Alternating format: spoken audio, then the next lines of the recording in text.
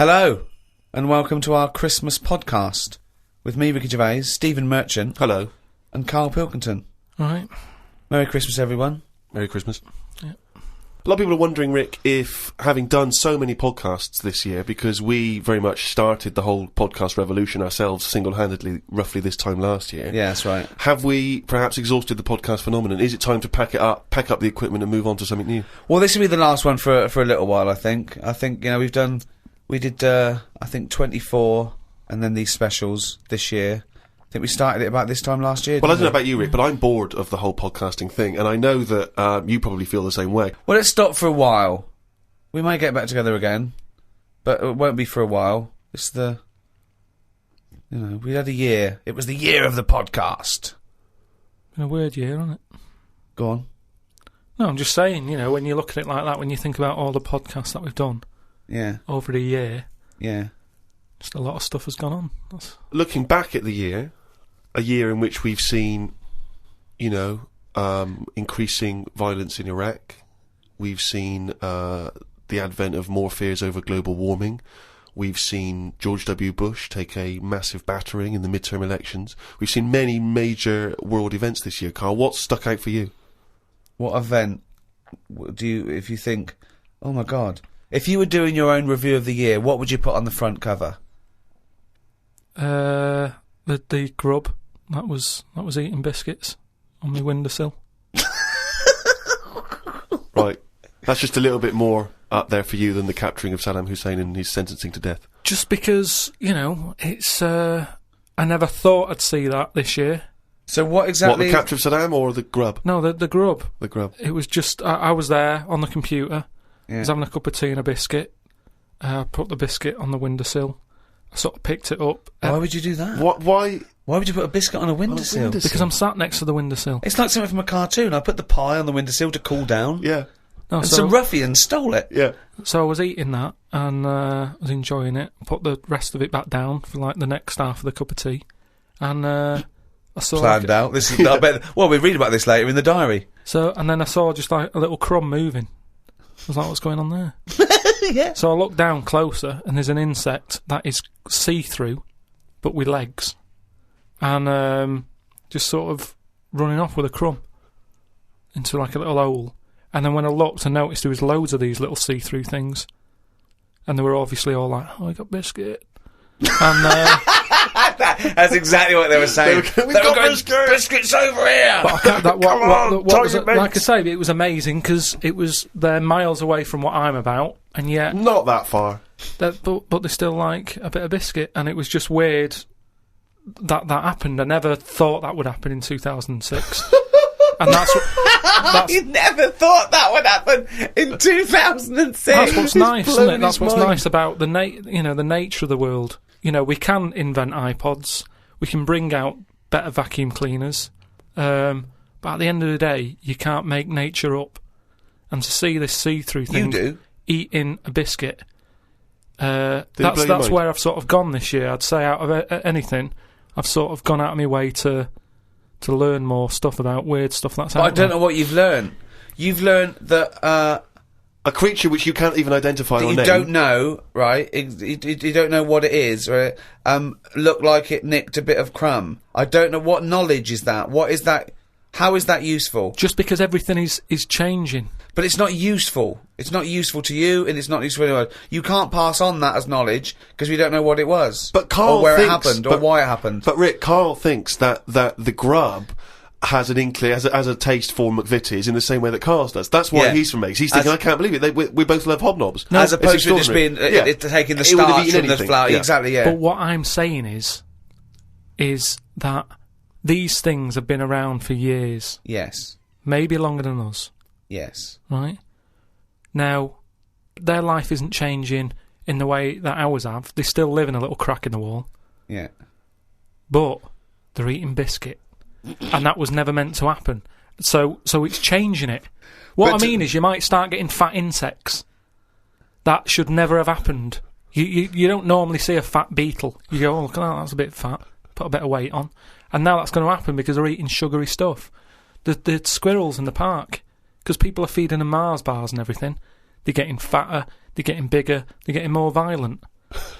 Now, over time, you know, they're going to cause more trouble than they What are evidence now. have you got What that do they're you getting think? more violent? Just because when I'm sat in the park and what have you, they really like cocky. They come up to you now and sort of jump up on the bench and sort of attack you for food. They're not happy with acorns now. They want a bit of croissant. And that's what I'm saying. They've changed. They're changing over time. Just like that grub having a biscuit. Everything's trying different food out. He'll want a gâteau soon. Well, in the same way that, you know, Eclair. you look at people around the world, how they're eating weirder stuff. They're running out of, you know, ideas on how to cook food differently. And we're eating weird stuff. So our insects, everything's moving on. Everything's getting more intelligent. The goldfish memories got better. Chickens are more intelligent than people thought they were, apparently. Everything's... Time makes you more intelligent. Well... No, they do. That's a fact, isn't it? If you're knocking around longer, then you're learning more, because more stuff's going on, and you soak it up. And that's what these insects are doing. They're all learning. You know what I mean? No. I saw a cockroach playing Pac-Man. It was on the internet, right? And somebody had linked up a cockroach to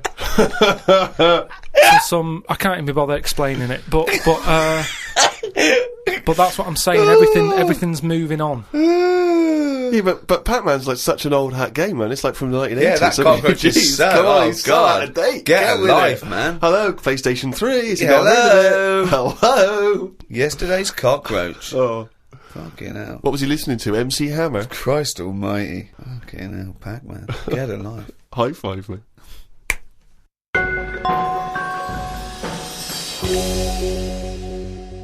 I was in the supermarket recently, just walking past the condoms on the way to the pornography, and I thought, you know, it's worth perhaps, you know, getting a stocking. You know, Get a stocking? No, getting some condoms. What, to put over your head? You're not still doing that, are you? No, I thought it was worth getting some condoms in. You know, it's Christmas party season, and you never know when you're going to run out of balloons. and I was weird because the condoms in the supermarket are contained in a kind of cage, in a plastic cage, so it makes it all the more embarrassing buying them. Because I took them off the thing and I was trying to open it, sort of, because I thought that they would. You had to open it. Try it on. Exactly. This, you know, in case it doesn't fit, Exactly. bring it back. Yeah, Bring it back. Yeah. and I was Do you do alterations? Yeah, we do. Yes, £5. And so I'm trying to open this thing, and this guy who works there, sort of this middle-aged guy who works there, goes, you have to take that to the checkout, so you can't open that yourself. And I was just, because I don't know, I still find it very embarrassing, you know, dealing with any of that sort of, you know, prophylactics and things. The novelty of that is still very embarrassing to me. And so I just left it. I thought, forget it, I'm not gonna take these to the counter, because you never know. It's like if you get served by a woman, it's still a bit embarrassing, particularly if that's all you're buying. Because she knows what you're up to. You're going to fill them up with water and throw them at students. And anyway, the reason I mention this is because it reminded me of the conversation we've all enjoyed in the past, Rick, about when Karl bought for his girlfriend for Christmas. Was it a 2-pack? A 2-pack of what was it? condoms? Wasn't it about buy one get one free? Yeah. It was a bumper family pack, wasn't it? Not Yeah. a family, obviously. That'd be weird. Yeah, a family pack of condoms. One for the kids. Take them out, enjoy yourselves. So that was a couple of years ago, Karl, the famous condom gate. Have you bucked your ideas up since then? Not really. They were the early days. Do you mean the early days? You'd been going out with her for about 8 years, hadn't you? Yeah, but I just think that as time goes on, you don't sort of buy each other as many presents. Sorry, that was a bumper year, was it? That was a hell of a. She went. Oh, I remember when you used to buy me stuff like condoms. It's gone downhill since then. Well, no, she didn't know presents. she was getting them. What I mean is, there's less. Of course, surprises. she didn't. That's what I mean, though. It was sort of interesting to when I gave them her and said, "There you go, open them." She was not expecting that. And as time goes on... No, she was probably expecting a piece of jewellery or a holiday in Paris. It's more difficult, is what I mean, to surprise someone, innit, over time. No. But the surprise thing is meant to always be a good surprise. Yeah, but don't... If you always get something good, It's like the three wise men. What did they get the second year for little baby Jesus? Do you know what I mean? Once he's had that gold, it's like, oh, I've sort of made it hard work for myself there. I've got to get him something better than that now. So it's best to give him the myrrh. And next year, get him the gold. Step it up a bit or whatever. But don't you understand? Because I don't want to criticise you because you're a lovely man, but having read the diary and read much of this diary, one of the things I notice is the complete lack of romanticism. The number of times Susanna says, book us a lovely meal out, take me out tonight, and you always write like it's a massive chore, like it's a headache for you. Oh no, I've got to spend a romantic night out with my girlfriend. Because it's the same reason I don't like Christmas and stuff, is the expectations. I prefer it, if I want to take Suzanne out, I prefer to meet her at the bus stop, and she comes back from work and go, you want to go out? But you don't do that. No, I do now and again, but it's that thing of, oh, we'll go out tonight, I want to leave it to you, book a place, It builds it up too much, and it can never live up to it. It's like how, you know how, like, people make a big thing out of, you know, having it away for the first time, and they go, oh, I'm going to do that tonight. Not the way to do anything. You won't get anything done by planning. That's a quote! That's an amazing quote! That'll be up there with Newton and Churchill. You don't get anything done by planning. No, but that's amazing. Like I've said, but you can't just spring it on someone. You have to at least ask her, you up for it tonight? Just see how it goes. That's what I'm saying about Christmas. I might not be in the mood for it on December 25th. For Christmas, having turkey and everything. That's what I mean. About, you know, in the last podcast, stuff coming round every year. Don't plan it. If you fancy a Christmas, have it. If you don't, just carry on. It'd be nice to live in a world like that. They say, you know, it's a world of freedom or something now. It isn't. No, I don't know what that means. I don't know who says you just that. make up things they say. They say, like, you know, today's world is a free world or something. Someone said something along them lines when it isn't.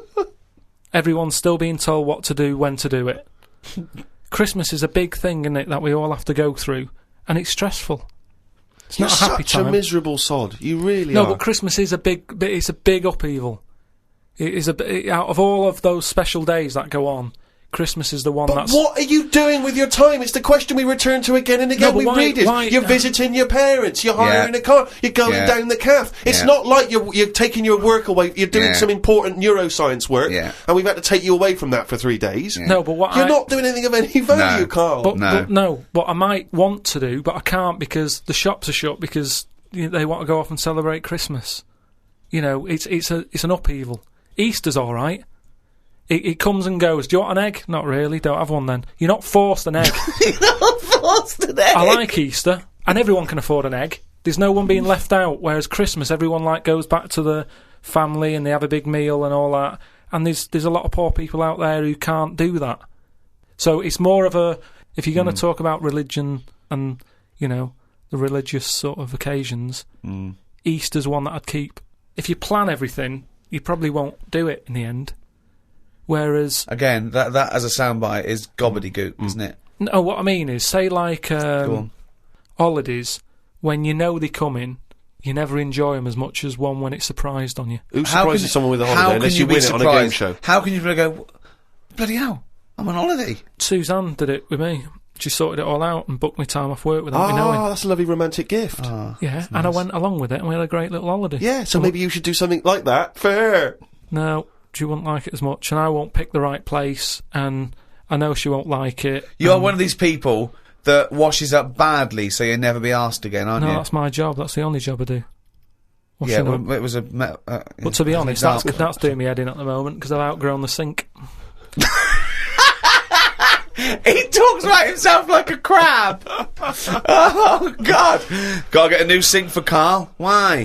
He's outgrown it. No, just he's 33 now and his knees around his head. Oh, he can't bath in that anymore. No, just my back's been playing up a bit, and I think it's because of the height of the sink. But hold on, you haven't grown. I think I have.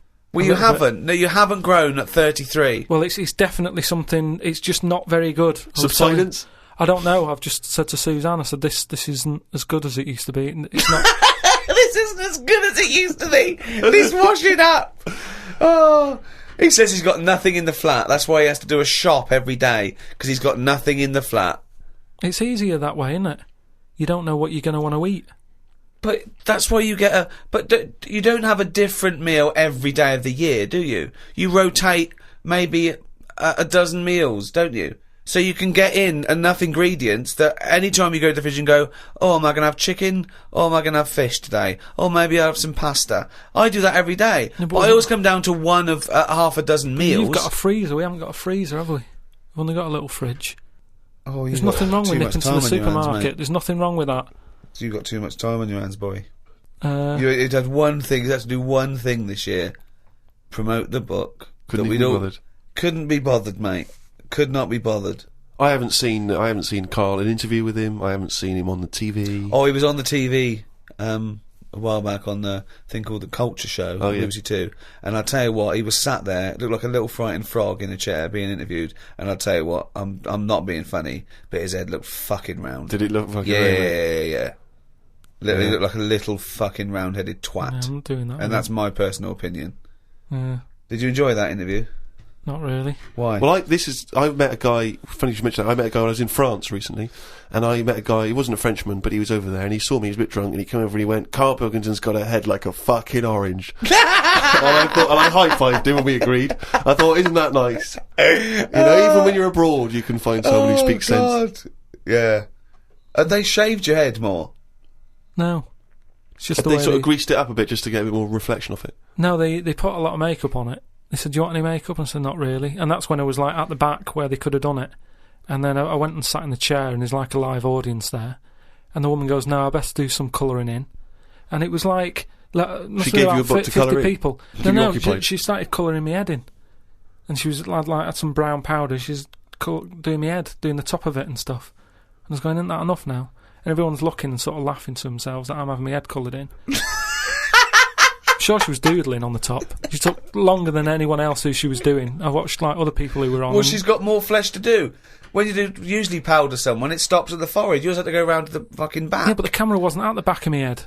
She was just kept going. No, but the shine for the cameras that would get in people's eyes. They've got to be careful. Health and safety. The light will bounce off into the eyes of the audience. Blind them. Yeah, well, I wasn't happy with that anyway.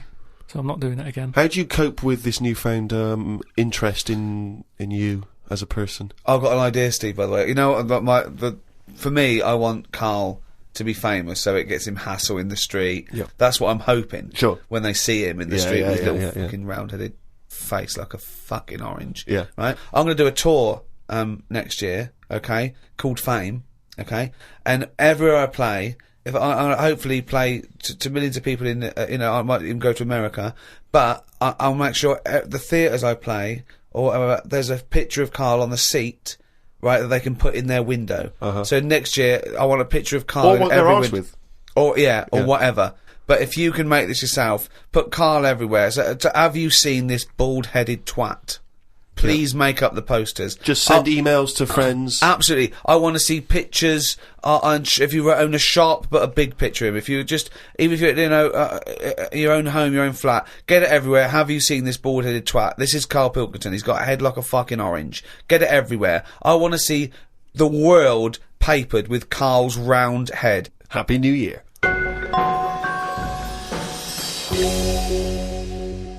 Oh, he's only going to write it down for a whole fucking year. That, of course, signifies another reading from Karl's diary. This is the last one of both 2006 and on any podcast for a while. Let's make the most of it. Let's enjoy some of the wisdom. I also think it's the last time ever he will make an entry in this diary, because you're not going to keep another one, are you? I don't know yet. I might just get a smaller one. But I found that since keeping a diary, I've gone out of my way to do more stuff. Well, you say that, but... Well, let's find out. Let's find out if that's true. No, I have. I read a bit in the news about people being injured while trying to cut open avocados. It's a food that ain't worth injuring yourself for. If it's a hassle to get into, leave it to the experts. I have never bought one. I have also avoided coconuts and pineapples. The amount of hassle to get into these things outweighs the joys they give. Yeah. It's the same reason I never bought a pair of Dr. Martin boots. Too much hassle when it's time to take them off. Yeah, a lot of my mates used to wear them in like the 80s. You know, you can't just kick them off, can you? It's a big upheaval. You've got to unlace them, you mean? Yeah, I mean, since I found shoes with Velcro on them, brilliant. Just the way I don't understand why laces. Is it because you can't tie your laces? No, I can do it, but it's wasted time. You're so lazy. Wasted time. That gives him more time to sit around and look at insects, How long eating does it biscuits. take to take off a pair of boots? Well, 14 it's ridiculous. seconds? He can't fit his days as it is. No, but I don't understand how some inventions sort of catch on and other things don't. But this is what I mean. He's got too much time on his hands. Sitting around at home thinking, why are we not using Velcro more? But there's Why one are we Velcro manufacturer going, yes, at At last, last. he said what needed to be said. Why don't you get it sponsored? Because you could wear a Velcro toupee. Because that would be great if we could do that. If someone could invent a little hairpiece for Karl, Velcro's the little bit of fluff he's got on the top of his head, his shiny orange-like head. Pop a little Velcro toupee on. I would love that. I would love to get him wearing a wig. But why necessarily reduce it to a toupee? Why not some kind of carrying device?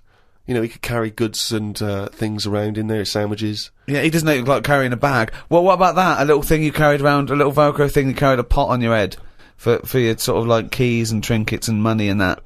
Well, no, I've told you about that idea that's out there, but hasn't caught on as well. The tie, Right. the tie with loads of pockets and stuff in it. Yeah, but you got to wear a tie.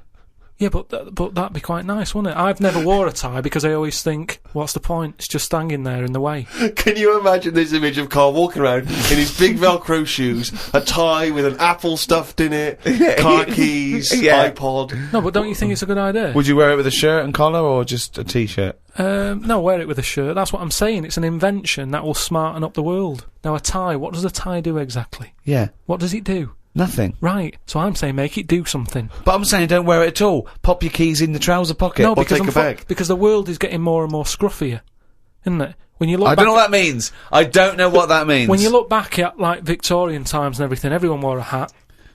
Right, they wore a tie, they wore a suit, and it was a nicer looking place to look at. When you see it on pictures, you go, "What a smart world that is." Well, you can't see cholera and things on pictures, but sure. No. No, but I'm just saying it's better to try and cover it up with a bit of, Cloth. yeah.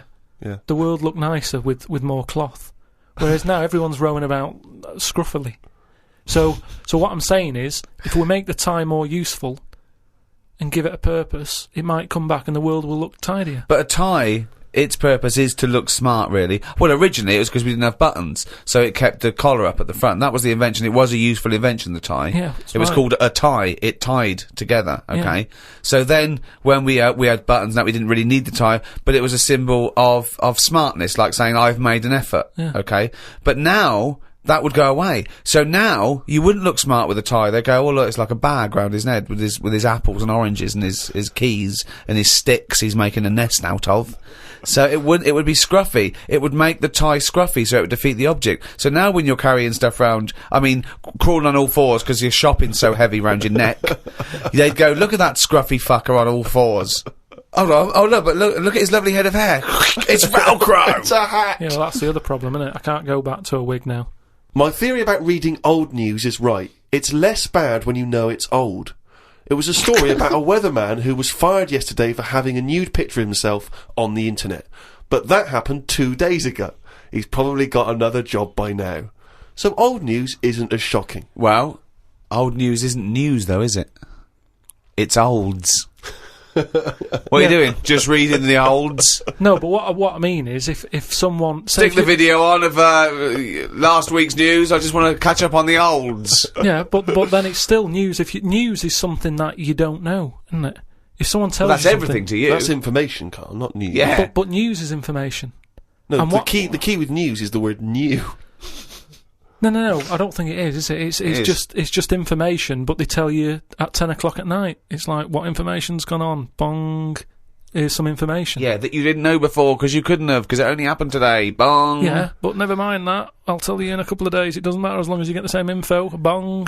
Yeah, we can't call it news though because it's misleading. We'd get done. It's called olds. Bong. Yeah, but listen to me theory. What I'm saying is that if someone in your family, it's Christmas and that, I don't want to bring the tone down, but someone dies in your family. Now, say if you're away on holiday, and they don't call you because they don't want to ruin your holiday, and you come home, and they go, Uncle Frank's dead, and you go, oh, when did that happen?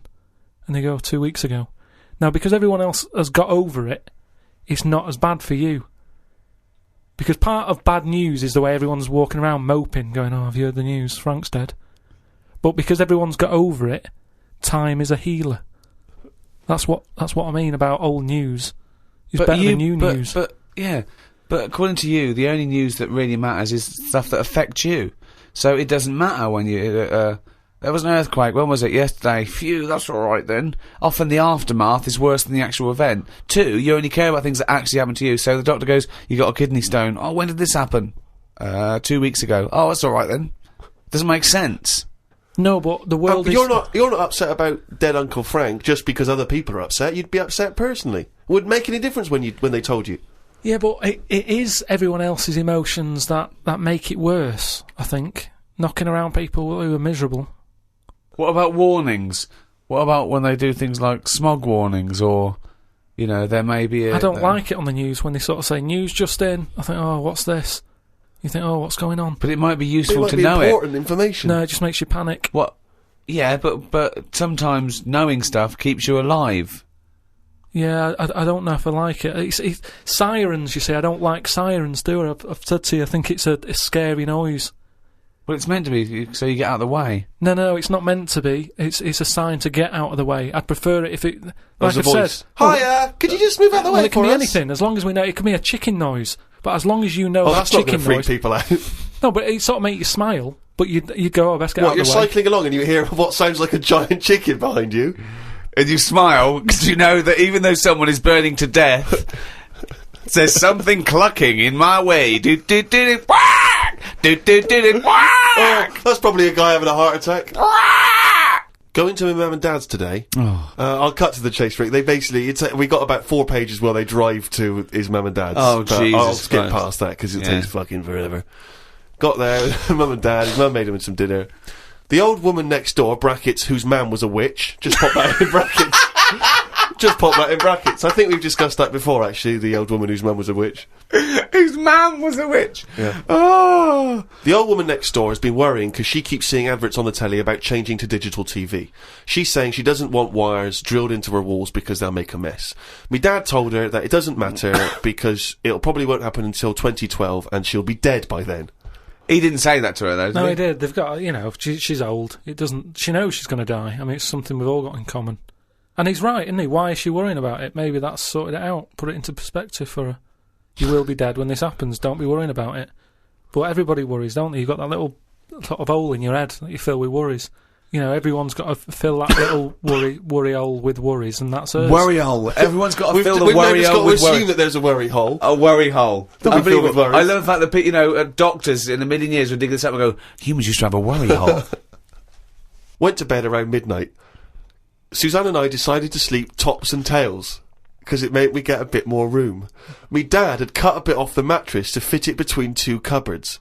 It's amazing how much of a difference it makes just sawing off a bit of the mattress. You sort of roll to the edge, but the weight of the blankets keeps you in. This is like something from a Roald Dahl book. No, it's just you think anything, you can sort of trim anything, can't you? And it normally works. But with a mattress, I mean, he only took off, I don't know how long that is, but he's sawn off about that much on the mattress and then has stapled it back together again. Amazing. And it just makes so much difference. Of course it does, because a mattress is a very carefully designed object. Yeah, you wouldn't think so, though, would you? Well, you would if you had a fucking brain in your nut. No. Someone took his brain out of his worry hole?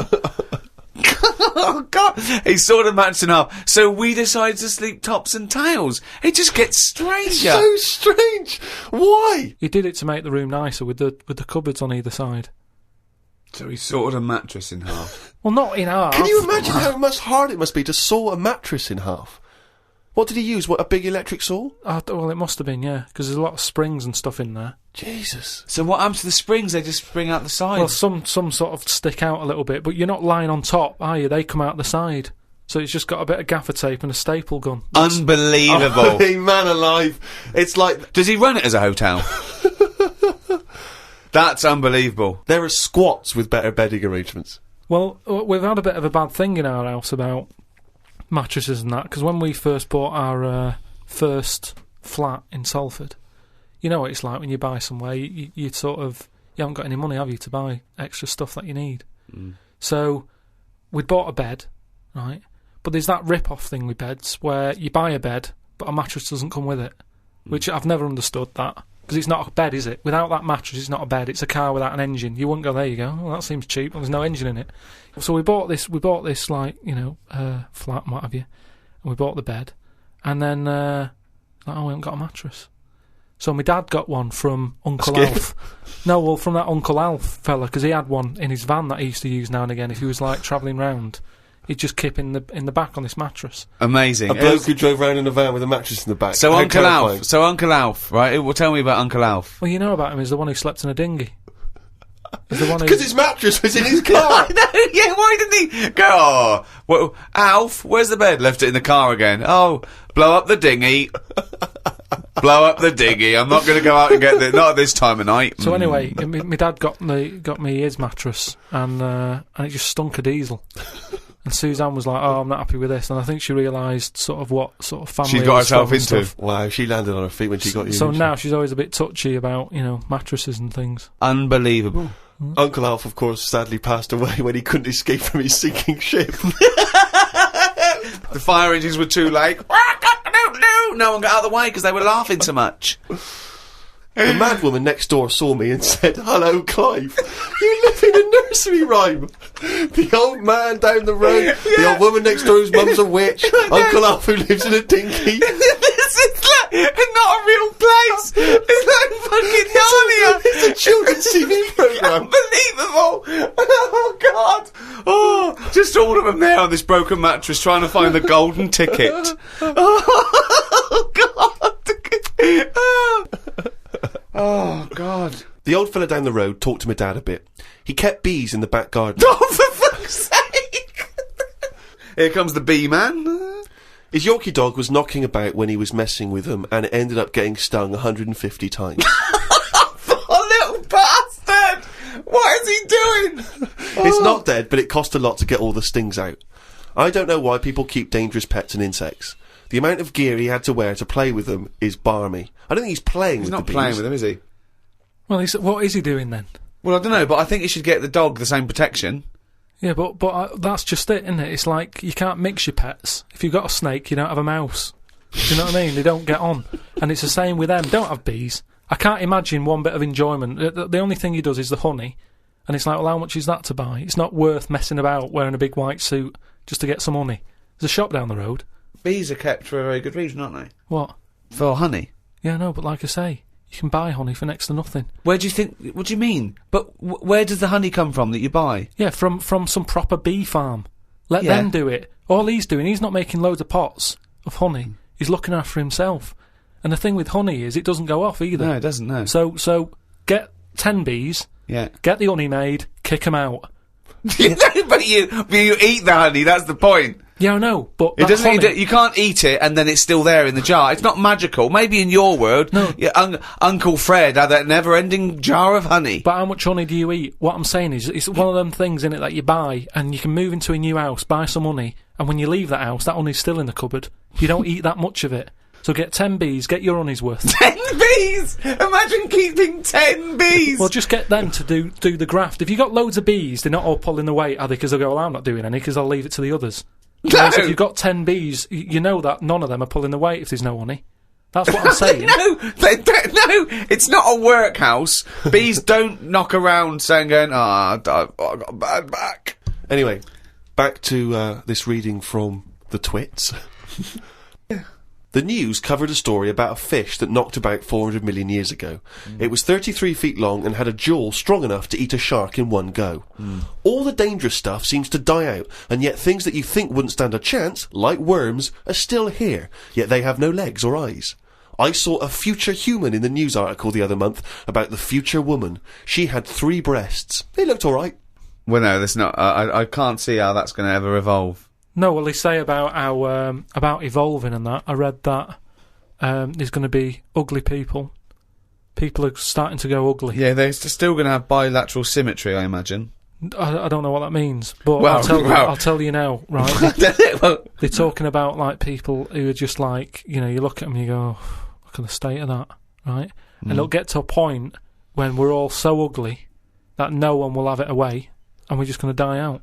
Well, that's not true either. That's not true either. That is the biggest worry. Well, no, so... That's the world's biggest worry. So as we evolve and we change, our mindset doesn't change. We're still going, I wish we looked like they did 1,000,000 years ago. I don't fancy anything. No, but look how things do change. But why are we all going to get uglier? I don't understand. It's just the air and stuff, isn't it? It's just... the air or the hair? You know, the air that we breathe and stuff, and the food we eat. Everything's changing. And we're not going to look that healthy. And we're just all going to go ugly. You've only got to look at some stuff that's in the sea, and you think, look at the state of that. What's that got to do with the human evolution? But the stuff in the sea is still propagating. Yeah, but they've been around longer than us. But it's still reproducing, so your theory falls down. But they're deep down, aren't they, in the dark, so they probably can't see what they're having it away with. If they were up on the outside, they'd have died out ages ago. Why? Because they wouldn't fancy the other stonefish or yeah, because they're sea really slug. odd-looking. I can't remember the name. I think it was a viper or something. It was just a head. But Carl, a fish that's just a head. It was well ugly. Watched a programme about the twins this morning.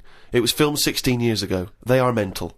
They did everything together, including the vacking up. Phone calls had to happen twice so they could both have the same chat, and they said the same stuff at the same time. Well weird. The bloke who I watched it with, I don't know who that is, just some homeless guys that you just invited into the flat? Just someone I've been sort of working with. Sure, a mate of yours. He said he fantasised about having it away with a pair of twins. I don't see the point in this. If you're going to have two of something, I would prefer to have two different. Have two different women. If I had two cars, I wouldn't have the same one twice. Same rule with women. I don't even normally like buying the same pair of trainers twice in a row. No, if you're going to have something new, make a change. It's like that fella who was going out with a woman and then left her and went out with a twin sister. Not worth it. Not worth it! It's not worth the upheaval, is it? Because it's exactly the same model. I watched the final of I'm a Celebrity, Get Me Out of Here. It was between singer Jason Donovan, singer Mylene Klass, and singer Matt out of a boy band. I had my money on Donovan, but Matt won it. I think it was because of his last task. He ate a fisheye, some grubs, a big fat insect that they have on every year, a crocodile knob, and a kangaroo anus. I feel like we've come there, Rick, to where we entered. It was this time last year when we first started the podcast that we were talking about I'm a Celebrity, Get Me Out of Here. And you coined the famous phrase, I could eat a knob at night. Yeah. So it's full circle. It's just the last series finished recently. And it was astounding that he ate a crocodile knob. He ate a crocodile eye. He chewed up and swallowed a kangaroo's anus, which I to be honest, I didn't know was a food stuff. Could you eat any of that? If I had to eat any of them, it would have to be the anus. What, really? Yeah, more than the other stuff. I couldn't eat anything that's still alive. No, I agree. I couldn't eat any of that.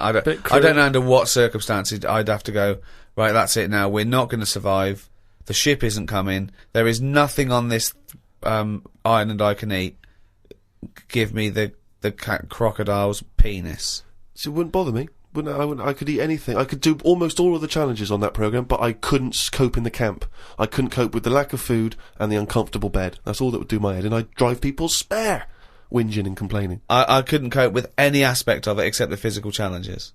I couldn't cope with sleeping with people snoring, the things crawling over you. I'm not so squeamish about that, like snakes and things, that's alright. But the eating is ridiculous. It's out of the question to eat a worm or a grub.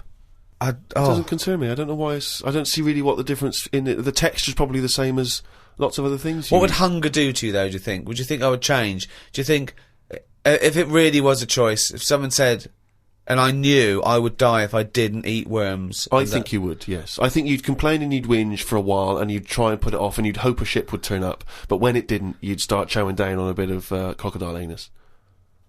But then where's the rest of the crocodile? Well, yeah, that's a good point. Who's been eating that? How come I've got this?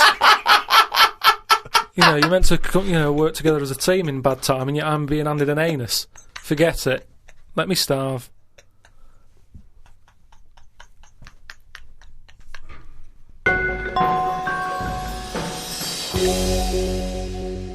Well, thanks for listening. That was the Christmas podcast. We should say the winner of the last competition we did. They can win the podcast book and Flanimals and the extras book that's out, still available, All available. and the CD. The three CD set of the best of the podcast. Yeah, Is that with right? Series 1. Brand new hour. If you haven't got that, get out. Maybe you've got some record tokens. Yeah, if you've got record tokens or book tokens, those are the perfect things to spend them on. Or £50 from your auntie. Exactly. Go and buy one of those. And the winner was Stephanie Prow from the Wirral. Well done, Steph. Well done. Well, thank you to Positive Internet, the guys that host this podcast. That's the end. That's the end of the Christmas podcast and the end of this team for a little while. Yeah. It's been great. So it's goodbye from me, Ricky Gervais. Goodbye from Stephen Marchant. Goodbye and Happy New Year. And goodbye from Karl Pilkington. Alright. Alright. That was alright, wasn't it? Yeah, it's good. It's all right. What are you doing now? You got time for a coffee or something? I can't now. I'm going to the, the orphanage for terminally ill kids. Oh, yeah. I'm going down there. I go down there every Christmas and sort of, do you? Entertain them. Oh, And stuff, well, yeah. I bet that's lovely for them. Yeah, no, I've actually written a song I'm going to perform. They see The Office and see that I sing in that. You've written a song for them? Yeah. Well, could we hear a bit? I mean, what? I don't want to put you on the spot, but you've got the guitar there, is it? Yeah. Hold on. I wrote this for a kid. He's a brave little guy. He's only about 10, but it's heartbreaking. He's Don't cry, it's Christmas. Santa's coming soon. Though you ain't got a mommy or daddy, Santa still loves you. And he's riding on his reindeer to trample down the gloom. So don't cry, it's Christmas. Santa's coming soon. Don't cry, it's Christmas. Santa's feeling kind, though you know you'll never see him. He's not just in your mind, and it's not that he's invisible. It's because you're going blind. So don't cry, it's Christmas. Santa's feeling kind.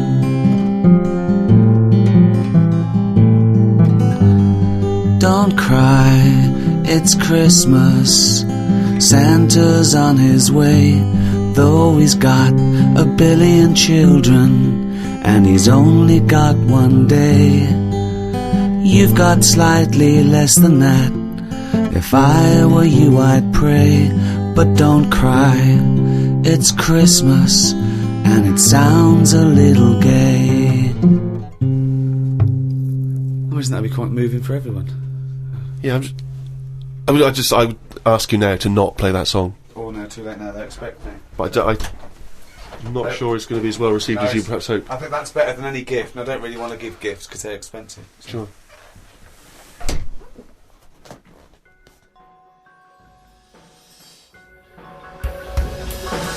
The Ricky Gervais Show on Guardian Unlimited.